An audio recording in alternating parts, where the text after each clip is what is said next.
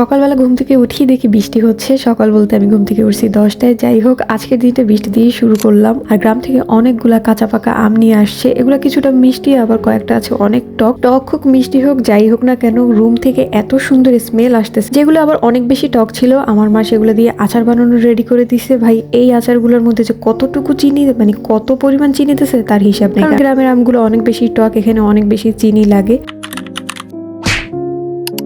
এখন চলো তোমাদের সাথে শেয়ার করি আমার ক্যাম্পাসে কিছু অংশ, আমার ডিপার্টমেন্ট, আমার ক্লাস, খাবার দাবার সবকিছু নিয়ে থাকছে এই পর্বের সম্পূর্ণ ব্লগ। আশা করছি তোমাদের ব্লগটা অনেক বেশি ভালো লাগবে। যতক্ষণ মোবাইলে চার্জ থাকে আমি সারাক্ষণই আমার ক্যামেরা দিয়ে এই ফুটেজগুলো নিয়ে থাকি। আমার কাছে ফুটেজগুলো নিতে খুবই ভালো লাগে, কারণ এগুলো হচ্ছে আমার স্মৃতি। আমি ক্যাম্পাস থেকে যখন বাসায় চলে আসি তখন আমি এগুলো দেখি, আর এখন তো তোমাদের সাথে আমি এগুলো শেয়ার করতেছি।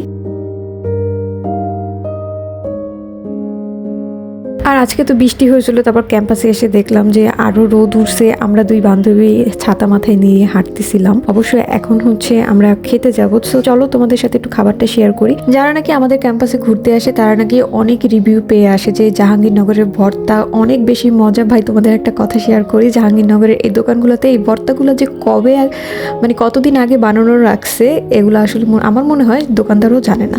তো খাওয়ার সময় অবশ্যই একটু খেয়াল টেয়াল রেখে তারপর খাবার।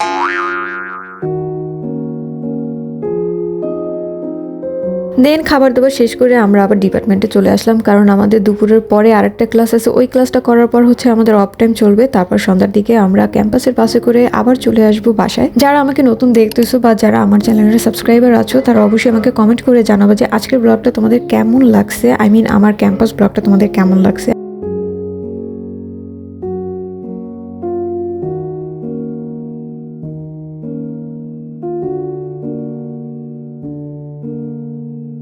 তো এইখানে আমার বান্ধবী আমার সাথে অনেক ফাজলামি করতেছে। ওরে দেখলে আসলে মনে হয় না যে ও এত বেশি ফাজিল, কিন্তু ও আসলে অনেক ফাজিল। যাই হোক, আমার বান্ধবী হচ্ছে আমার সবচাইতে, মানে আমার ক্যাম্পাসে এসে আমার এইরকম একটা বান্ধবী পাওয়া আসলে ভাগ্যের ব্যাপার। আমার বান্ধবীর সাথে আমার টাইম স্পেন্ড করতে অনেক বেশি ভালো লাগলো।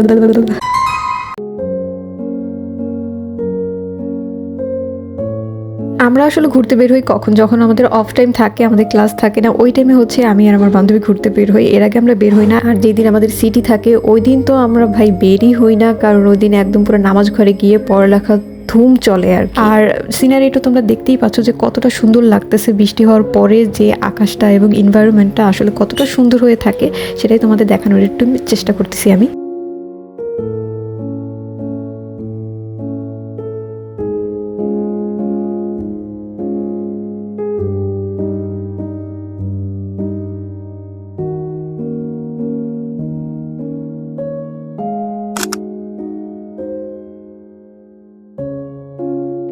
তো আমি তো ক্লাস শেষ করে বাসায় চলে আসছি, আর এই ফুটেজটা হচ্ছে পরের দিন সকালবেলা। দেখো কতটা সুন্দর বৃষ্টি হচ্ছে।